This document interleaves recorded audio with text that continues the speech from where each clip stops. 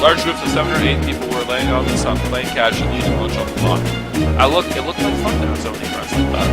I smiled. Maybe this new school would really be better than the last. Without students inside of it, Poppy Hall looked like a bit of an abandoned hospital. My footsteps echoed as I climbed the stairs to the 4th floor. With a sigh, I opened up my locker and pulled out the book Satch gave me. It was a good thing I brought it after all.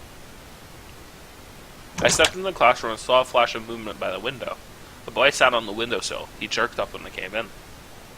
He was silhouetted by the afternoon sunshine. I couldn't tell who he was. Hello, I'm sorry, did I bother you? The boy stood up and shook his head, then crossed to a desk on the opposite side of the room. As he passed, I was able to see him clearly. Another normal boots jacket? It's fucking Shane! He's apparently British. This guy, he was Shane from the Normal Boots Club. I know the names, Hana doesn't. How on earth did this keep happening to me? Because it's a fucking anime. Shane sat down on his desk, fidgeted with his hands a little, then turned to look at me. You're the new girl. I nodded. My name is Hana, it's nice to meet you. He nodded. Shane. Silence filled the space between us. Panic built up inside me. This was my chance to get into the Normal Boots Club, and I was blowing it. I walked to my desk and sat down, setting the book on top of it. Shane looked at me, unsmiling. Not frowning, but not smiling, so unsmiling.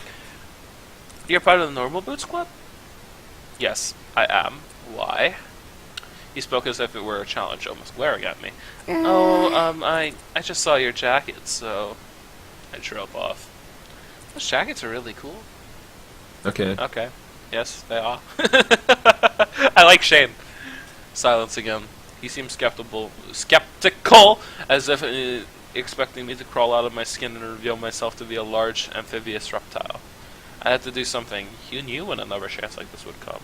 But Shane didn't seem friendly. In fact, he seemed downright suspicious. Surely he wasn't onto me already.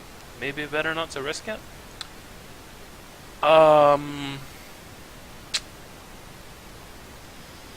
Honestly, Shane intrigues me. This is the thing. Like, if it were just like another person, I'd totally give space. But like, particularly the way Shane is acting, nah, I'm gonna give him space. If he doesn't want to talk to me, he doesn't want to talk. I chewed my lip and opened my book, finding the page and I ended on the night before. Shane's stare still stung hot on the side of my face. ... He wasn't looking away. I stared at the page of my book, rereading the same sentence without grasping any of what it said. Finally, a small group of girls entered the classroom and Shane looked away. The atmosphere was broken. I heaved a sigh of relief. What's up with these Normal Boots guys? John was really nice when I spoke to him, but PPG and Shane seemed to hate me. They were anything but normal kappa. I waited for Mai to come to class, wanting to desperately tell her what happened. But when the bell rang and Miss Shizuka started talking, Mai still hadn't come.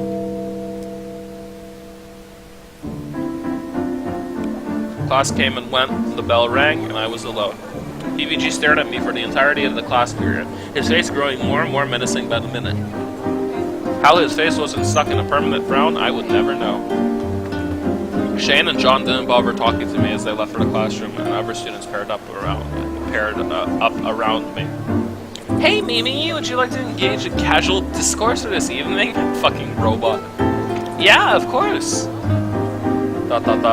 Why are you talking like that?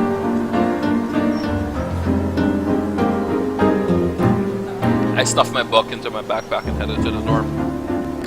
With a sigh, I unlocked the door to my dorm room. As soon as the door opened, I heard, Hana! What? Mai and I lay on a heap on the floor. I'm so glad you're back. She wrapped her arms around my head and nuzzled me. Oh, that's adorable! What are you doing? Come, look! She got off me and helped me to my feet. Without Mai's face filling my vision, I saw something had changed. Oh my goodness! The dorm room looked nothing like what it had before. Hello, this is the English language. I do not understand it. The posters and fairy lights were still up, but now the window had light pink curtains on them that cast a warm haze around the room. A brand new white carpet was on the floor. Pillows were piled high in a mountain on the top bunk bed. Even our chairs have been replaced with new, cushy leather ones. God damn! Fucking leather chairs? Fucking leather chairs? Give me! Oh man, that's fucking awesome. I'm like sitting in like a shitty leather chair right now that I've had for a really long time. What happened here? Sorry I didn't tell you, but I wanted to surprise you. I thought this would come in yesterday, but it was delayed by a day. I wanted to set it up to be a big surprise. I'm still not done yet, though. She gestured to some small potted plants arranged in neat rows on her desk. Wanna help? Yeah. Do I ever? We finished setting the room up, switching a few objects here and there in order to better facilitate the feng shui, which Mai told me was excruciatingly important. More like Chinese culture class. Feng shui, like, if you have it right, your entire life will be good. That's like the idea behind feng shui, is that it makes like chi flow better. So if your room has good feng shui, it gives you like good luck. It makes you better at work or school or whatever. It makes you live longer. It basically just makes your life better, and it also makes your place look nice. So, and there's like a billion rules regarding feng shui. Like for example, there's a thing that I know where apparently you're supposed to have more people in your house than the people across across from you, because if you have less people, it means you're more likely to like have someone die. Don't quote me on this. This is just some shit I read. But like that's why for the longest time I've had like fish and cats in this house, because you're supposed to have more living creatures than the people across you. So, I mean, those people are losing family members, but hey, we got cats, so hey, that's funny.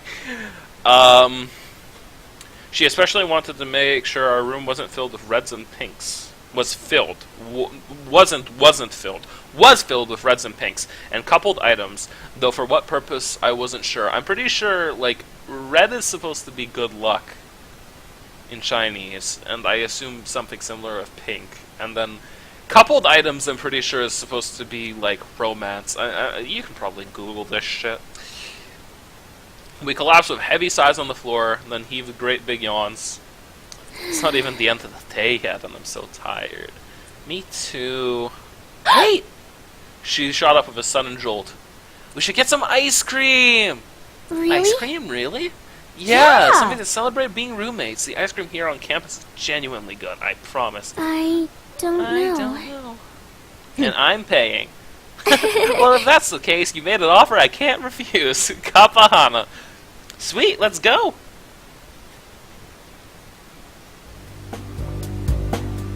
The school shop was in a side building built off the cafeteria, packed with instant noodles and giant bottles of soda. Students wandered the aisles aimlessly, clearly here more to spend time than money. Mai paid the cashier and we grabbed our ice cream cones, mine the one covered in sprinkles. Oh, that's adorable. Wow, this is delicious! Isn't it? We're lucky to have such good food on campus. This place would be awful if we didn't. I nodded and we were about to respond when I noticed a commotion outside. Ooh, let's see what's going on! Mai grabbed my arm and dragged me outside. There, 3 boys wearing normal boots jackets were shouting at each other, each of their faces turning purple. This again? What are you talking about? Mamma mia! Mamma mia! I'm clearly the one who possesses the most masculine form. So that's Paul. Josh. Yeah, right, I'm taller than you and more attractive to boot. Come on, Nick. Come on, guys. Don't you see these muscles? Nick pulled back his sleeve of his jacket and flexed his arm. These guys always go on about weird stuff like this. They're very energetic. Okay, so that's Josh. Nick is the one with the glasses, and then Paul is the main one. Oh, yeah? Josh got into a downward-facing dog yoga pose and grinned. Look at this butt! Just look at it! Jesus Christ. What I don't understand is why they don't just ask Jared. Oh, yeah? Paul kneeled low to the ground and took off in a sprint, heading straight for us. Yeah! Check this out! He sprang in the air like a graceful ballerina in sleep, spinning through the sky, and finally came straight for me. Oh! Doink! When I opened my eyes, I was sprawled flat on the ground, covered in dirt. Something cold and wet oozed into the top of my blouse.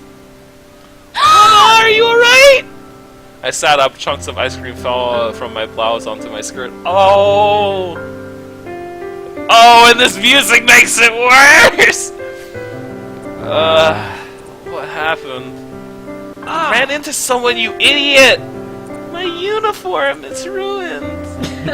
For a few seconds, silence, then snickers rippled around me like the whirling of cicadas. My throat closed up, water is stinging my eyes. No! Not this again!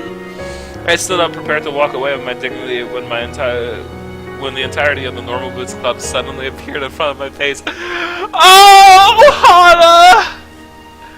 Oh, my heart! What happened here? Seriously? Tears slipped down my face. No, not here. I didn't want to cry in front of them. Hey, Hana, you alright? I'm going home. Wait, Hana. It's fine. I just want to be alone for now. Oh my god! The crying sound effect don't fucking feels me that hard. It took all my will not to run back to the dorm. I immediately changed into my pajamas and climbed into bed, reaching for my stuffed rabbit. What am I gonna do if it just ends up like last time? Oh my god! Oh! Stop making me feel Z for Hana! Mr. Bunny stared at me with his big, lifeless eyes. I squished into my chest, losing myself in his soft fur. Oh, it's so adorable! The door opened with a soft click. Hana, you okay? I rolled over in my bed to face the wall, pretending to be asleep. Mai stood in the center of the room for a while, looking at me. Finally, she sat down at her desk and began to work on something. The sound of her pencil scratching against paper stilled my mind. I don't know how many hours passed, but eventually I fell asleep. Oh. So that's her diary. Can I like go back and see what's her diary?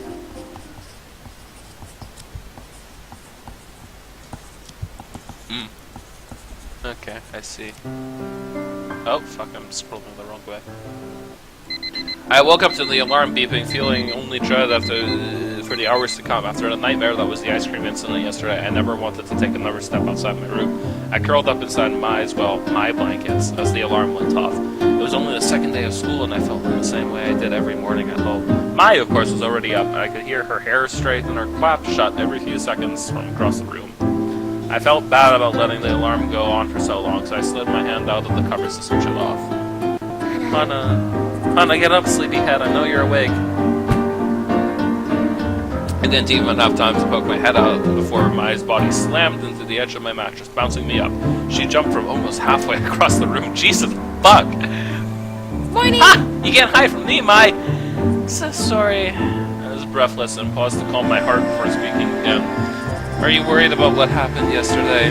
No one cares, Hana. I almost completely forgot about it myself. You must have seen my face. She brought an arm around my shoulders and pulled me closer to her. Oh my! Why are you so kawaii? For real though, we're gonna go to class and no one's gonna even mention that you made a huge fool of yourself yesterday. You could have put that better. I'm kidding. It might have been a big scene, but it totally wasn't your fault. It was Paul, alright? When you jump, you have to calculate your trajectory like I did just now. She states the truth! I don't know much about sports, but she does state the truth. You have to like know where you're jumping. You can't just fucking jump randomly and not look where you're going, because then you fucking hit girls! You fucking hit girls, and then you look like an ass! You can learn a lot from a master like me. Get dressed and cheer up! I could bottle up all your gloom and sell it to a wizard, and what if he used it for evil? Oh, that's adorable. You can't let that happen, Hana. Her smile was wide enough to bridge a gap between confidence. The beginnings of tears prickled in the back of my eyes, but this time they were for a different reason. I opened my closet and tried to avoid looking at the sad lump of clothing inside, slathered with dried up ice cream. You gotta fucking put that shit in the wash! I only had 2 uniforms, which cost my dad an entire month's salary. Goddamn. If I wasn't able to get the stain out of this uniform, what would I do? Sighing, I took my second uniform off its hanger and slipped it on as Mai waited impatiently for me. Ready to go? I guess so. Yeah! Good! Oh my, why are you so enthusiastic? Just as I said, no one paid any special attention to me. Well, there were a few odd looks here and there, but nothing nearly as bad as what I was expecting. Because, like, you overreact, huh? As the lecture went on, my anxiety for the most part faded. I took to staring out the window and to avoid eye contact. A few boys were out playing field on the soccer. We're out on the field playing soccer. Wait, was that PBG? I scooted closer, trying to get a better look. Hana? At the sound of my name, I leapt to attention. Is there something more interesting outside than samurai death battles? Please feel free to enlighten us. You came here to learn, not to contemplate the scenery. Yes, Miss Shizuka, I'm sorry. She turned back to the chalkboard and continued her lecture as if nothing happened. A few desks in front of me, a guy sitting next to Bruno Moose turned and gave me a flashy thumbs up. That's Youngtown, I believe. I made a face at him, unsure exactly what he expected me to do. Then Ian turned and socked him on the head. Oh, Bruno Moose isn't that bad. I like Bruno Moose as like a YouTube persona, although he is kind of like cynicistic. Is that a word? He's a bit of a cynicist on his channel, I gotta be honest. The other guy mumbled something to him, probably apologizing. Ian's eyes slid to me for a brief instant. Then he looked away. Were they looking at me because of what happened yesterday, or was there some other reason? I shook my head. There wasn't time for this. I had work to do if I wanted to keep my scholarship. You what a fucking scholarship, girl? After pages and pages of notes on Japanese history, it was nearly time for lunch. It looks like it's fucking time for bed outside, Jesus. Okay, everyone. Everyone's almost free to go. The work tonight isn't so hard, so don't grumble. You have to work to get everything completed. You have a hard time. Also, as you may be aware, the Flower Festival is coming up in a week and a half. The news was met with a few cheers as everyone started to pack up. Since you have the day of the Flower Festival off, our first exam will be the day before. There were no cheers this time. Romance is wonderful, believe me, I know, but try not to let the Flower Festival distract you, okay? That is all. See you tomorrow. Miss Suzuka flashed the peace sign and winked as she walked out the door. Why is she so kawaii? Jesus. What a weird teacher. She's fucking kawaii. That lecture was so boring. Mai walked beside me, a tray in her hands. We were shuffling through the cafeteria trying to find a seat. Did you say that yesterday? Probably, but shit for today too. Mama, help me. I'm gonna die of boredom. We have an assignment to keep us busy, Mai. What? We have work to do. How did you not hear that? Mai sighed dramatically and then leaned to her side and rested her head on the crook of my neck. I reached up to pat her head a few times and she straightened up before I could do it. Oh god, Hana, Paul's walking over here. He's looking at you. Does he look angry at you? Why is he coming over here? Do you think he's gonna kick you again?